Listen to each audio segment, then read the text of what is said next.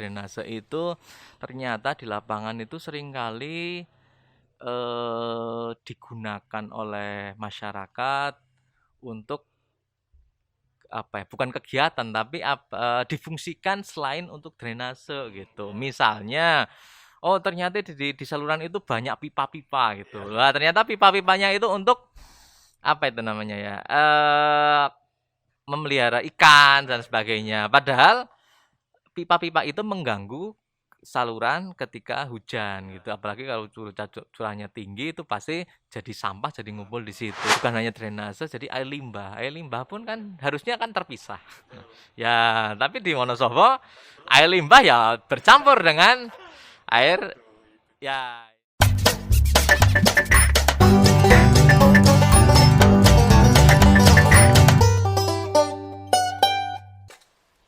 Selamat sore teman-teman.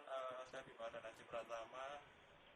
Kembali di podcast ini, podcast yang tidak tahu apa namanya karena podcast ini sebenarnya dibuat karena untuk memenuhi tugas ujian dari mata kuliah drainase. Jadi maka dari itu diadakan podcast ini.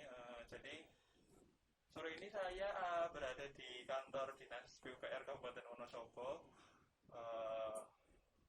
Untuk pembahasan kali ini terkait bencana akibat daya rusak air, saya sudah bersama seorang narasumber yang merupakan kepala bidang dari sumber daya air dari Dinas PUPR Kabupaten Wonosobo. Sudah bersama saya Bapak Oyudi TMT. Selamat sore Bapak Oyudi. Selamat sore, Pak. Ini saya manggilnya Bapak atau Om ini? Bapak ini udah ubanan. Bapak udah ubanan. Tapi kayaknya tetap walaupun ubanan, kalau kata orang-orang walaupun sudah beruban tapi jiwanya tetap harus jiwa muda gitu. Jadi saya tetap maklum. Ya, bebas. Gimana kabar Om? Baik. Alhamdulillah sehat ini. Berarti kayaknya dulu tidak sebelum di SDA kayaknya gimana Om? Saya itu dari tahun 2002 sampai tahun 2018 itu di Cipta Karya. Cipta Karya ya. Ya, Cipta Karya. Terus berarti jadi kabit SDA itu berarti semenjak kapan? Pertengahan 2018 sampai sekarang ya ini. Satu pertanyaan Om. Untuk menjadi kabit SDA, apakah harus mendapatkan nilai A di mata kuliah drainase? Saya kuliah dulu nggak pernah ada mata kuliah drainase. Tidak ada ya Om? Karena saya basicnya arsitek. Oh aslinya arsitek ya? Ya, arsitek bukan sipil gitu. Jadi ya kalau di Cipta Karya sih masih sesuai dengan basic pendidikan ya. Arsitek, ngurusi bangunan gedung. Cuma begitu di sumber daya air ya saya harus belajar lagi terkait ilmu-ilmu air. Nah, gitu ngomong-ngomong tentang drainase nih.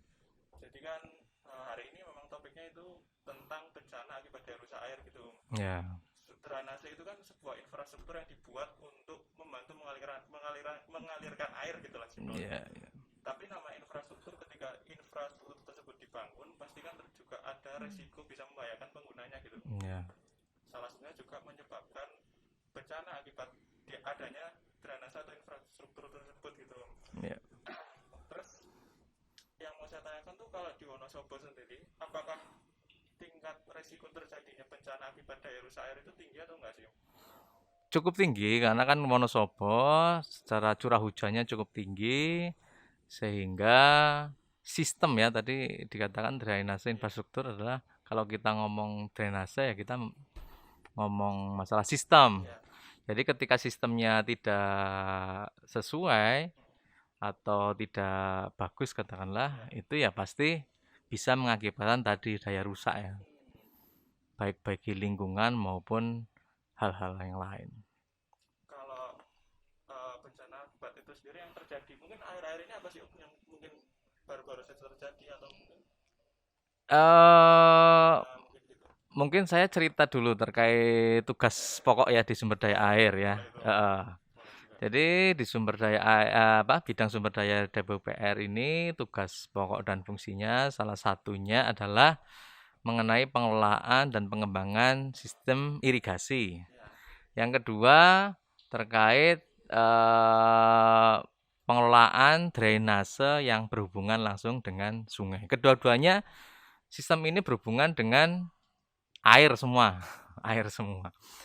Nah, tadi dikatakan bahwa ada daya rusak, ya karena tadi ada curah hujan yang tinggi, kemudian apabila sistem terganggu pasti mengakibatkan daya rusak. Ya, yang sering terjadi di Wonosobo itu seringkali air itu karena mungkin sistemnya tidak baik, itu kemudian membuat tanah longsor, misalnya tanah longsor. Kemudian ketika tidak ada keterhubungan antara sistem antara primer, sekunder, tersier, mungkin saluran-saluran drainase atau saluran-saluran irigasi itu sendiri yang rusak.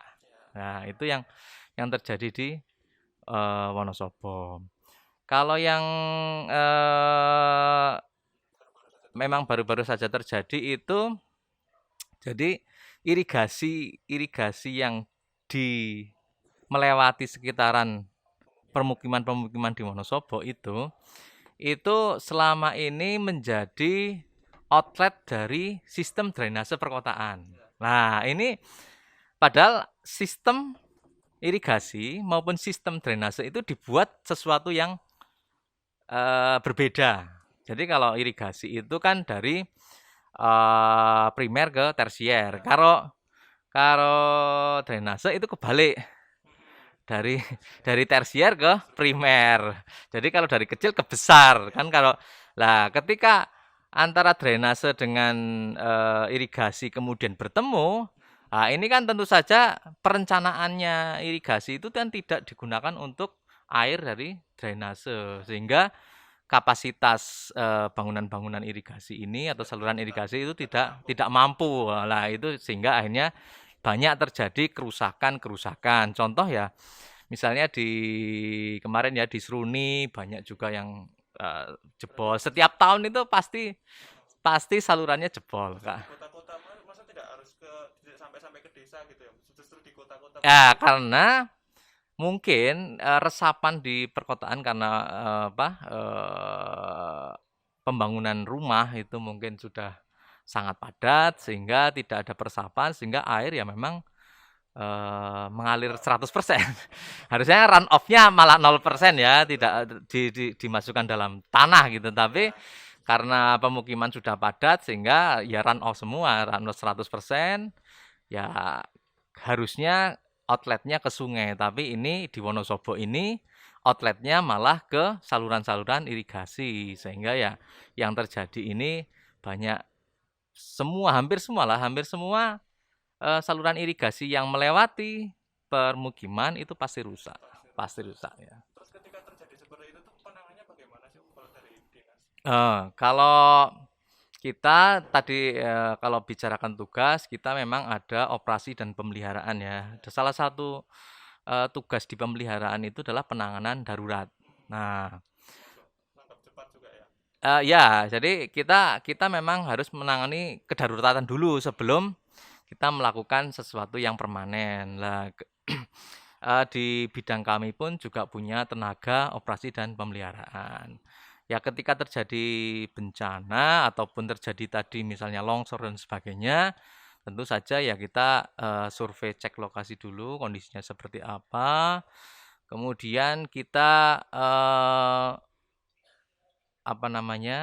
merancang bagaimana penanganan daruratnya. Penanganan daruratnya apakah SDM kita mampu misalnya jumlahnya, karena kalau di bidang SDA itu kita punya tenaga lapangan itu sementara ini 32 orang untuk irigasi, kalau untuk drainase kita punya 8 orang. Itu dibedakan ya, irigasi dan drainase. Ya, itu dibedakan. Karena tadi sistemnya kan berbeda. Ya, walaupun tugasnya di kita semua ya, tapi terkait tenaganya itu kita bedakan. Ya.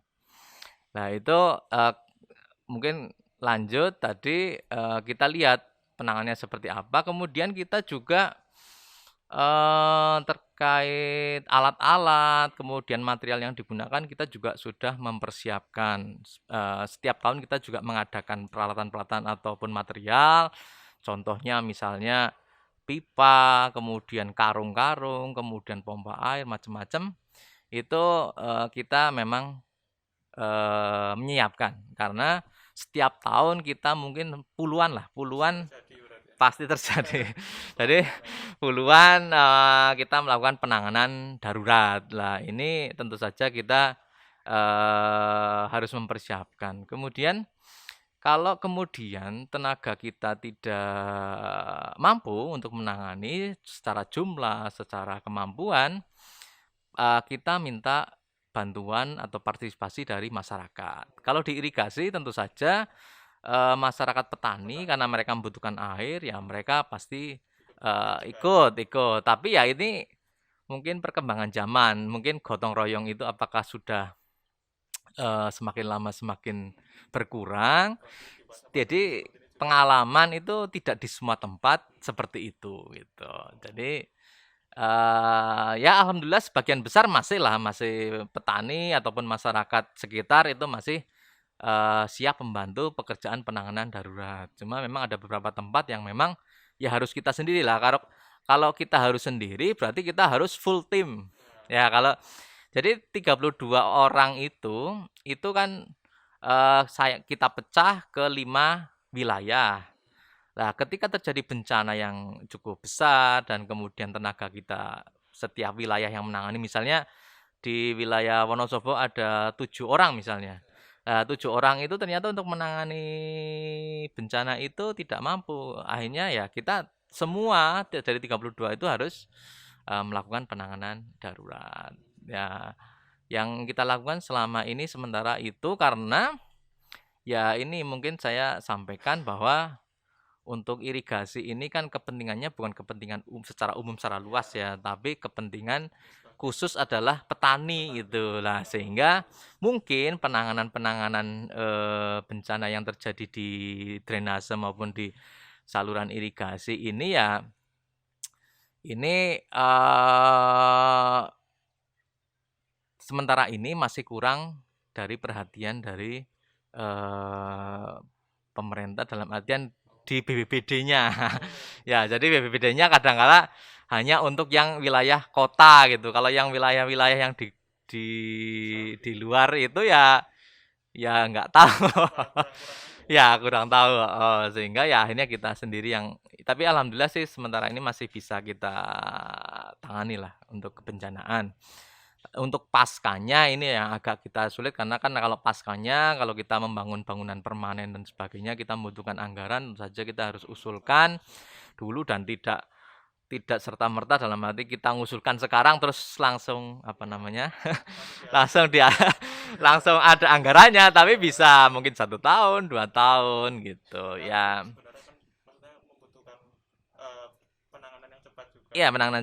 Jadi kalau infrastruktur yang pasti adalah keberfungsian. Jadi, yang penting kita fungsikan dulu gitu. Kalau saluran ya berarti fungsi salurannya harus berfungsi dulu gitu. Walaupun mungkin dari kapasitas debitnya mungkin tidak sesuai dengan perencanaan saluran, mungkin seperti itu. Kalau ini Om, selain tenaga tadi ya, mungkin kan lebih di highlightnya tadi di tenaga ya. Selain tenaga apa sih hambatan yang benar-benar kemudian kendala ya, bisa dibilang kendala yang kemudian menghambat dalam proses proses apa ya, mungkin bisa dibilang proses penanganan bencana tadi itu apa sih Om, selain tenaga? Kan kalau tadi disebutkan wah itu kan tenaga yang memang kadang tenaganya kurang, kemudian harus mengambil dari bagian lain begitu. Selain tenaga apa sih yang kemudian selain tenaga dan dana ya berarti tadi. Iya, Itu ya selain klasiknya pasti kan tenaga, anggaran gitu anggaran klasik. klasik ya. Kalau mungkin khususnya di Wonosobo deh, apa sih yang kemudian menjadi hambatan gitu atau mungkin kendala lah bisa lebih tepatnya. Ya kalau mungkin permasalahan umumnya dulu ya dalam artian yang mungkin kita jadi kendala itu misalnya kayak drainase. Drainase itu ternyata di lapangan itu seringkali digunakan oleh masyarakat untuk apa ya? Bukan kegiatan tapi difungsikan selain untuk drainase gitu. Misalnya oh ternyata di saluran itu banyak pipa-pipa gitu. Wah, ternyata pipa-pipanya itu untuk apa itu namanya ya? Memelihara ikan dan sebagainya. Padahal pipa-pipa itu mengganggu saluran ketika hujan gitu. Apalagi kalau curahnya tinggi itu pasti jadi sampah, jadi ngumpul di situ. Kemudian tadi sampah ya untuk dibuang gitu di situ. Lah itu yang permasalahan umum sebenarnya kita ya tadi kesadaran dari Nah, itu juga masyarakat. Kemudian perencanaan infrastruktur yang kurang terpadu atau terintegrasi. Yang tadi saya sampaikan bahwa apa namanya outlet dari pembuang dari drainase kok dibuang ke irigasi. Itu kan sebenarnya tidak terintegrasi antara perencanaan drainasenya sendiri dengan perencanaan dari saluran irigasi. Misalnya pun eh outletnya itu dibuang ke saluran irigasi, tentu saja di saluran irigasi harus dibuat bangunan-bangunan untuk melimpahkan air yang besar dari drainase. Tapi karena perencanaan yang tidak terintegrasi, pembangunan yang tidak terintegrasi, pengelola kegiatan yang mungkin tidak hanya di PU saja, karena pengelola kegiatan kan ada di tempat di dinas-dinas lain, di kecamatan juga ada, di kelurahan ada, di desa ada. Dan itu perencanaannya tidak terintegrasi tadi, sehingga ya itu permasalahan umum yang terjadi ya. Iya, jadi ya itu yang masih kita upayakan untuk kita berupaya. Kemudian kita juga ke depan kita membuat rencana induk drainase yang selama ini memang belum ada rencana induk drainasenya itu seperti apa gitu. Kemudian bukan hanya drainase, jadi air limbah. Air limbah pun kan harusnya kan terpisah. Ya, tapi di Wonosobo air limbah ya bercampur dengan air. Ya, ini kan tentu saja pencemaran lingkungan lah ya, terkait pencemaran lingkungan. Itu yang permasalahan-permasalahan umum. Kalau hambatan yang klasiknya ya tadi ya, SDM, anggaran gitu. Di mana-mana. Tapi tadi kalau saya melihatnya modal dasar partisipasi masyarakat sebenarnya di lapangan itu masih cukup bisa digerakkan gitu. Sehingga ketika tadi ada bencana dan sebagainya, apabila kita tidak punya anggaran ya selama ini ternyata kita juga bisa melakukan penanganan walaupun darurat gitu ya. Darurat itu kan mungkin apa namanya? Masanya kan tidak panjang, tapi hanya dengan modal partisipasi masyarakat itu bisa kita lakukan. Ya. waduh, ini banyak sekali saya belajar dari ini Om. Terutama yang di Wonosobo ini saya juga ada yang baru dengar, ada yang termasuk yang air limbah tadi kayaknya saya baru dengar. Ya. Hanya bersih-bersih saja ternyata sudah bergabung dengan limbah. Ya, iya itu. Coba di jarak sini. Waduh. Ya mungkin terakhir Om, mungkin ada pernyataan closing statement untuk penanganan tanggap darurat bencana di Wonosobo, khususnya pada daerah rusak air tadi. Ya. Kedepannya mungkin harapannya seperti apa begitu mungkin. Ya, harapannya kembali lagi bahwa kita menangani infrastruktur drainase maupun irigasi itu tidak bisa sendirian. Jadi PU berdiri sendiri untuk menangani sistem drainase maupun sistem irigasi itu tidak bisa karena berhubungan dengan masyarakat maupun tadi petani dan sebagainya. Kalau tidak ada keterlibatan dari semuanya, pasti ya penanganannya tidak akan bisa maksimal gitu. Lah harapan kita ya marilah kita semua stakeholder baik dari pemerintah, dari masyarakat, dari semuanya saja itu bisa melakukan pengelolaan pengembangan bersama-sama. Ya, Ya, mungkin hanya komunikasi ya. ya koordinasi komunikasi lah ya, ya gitu. Sekian dulu mungkin Om ini. Terima kasih banyak Ya, sudah ya, meluangkan waktu untuk saya ini. Waduh. Mungkin lain kali kita bisa ngobrol-ngobrol lagi Om. ya, ya siap, siap. Segitu dulu teman-teman. Mungkin banyak salah kata kurang-kurangnya saya mohon maaf.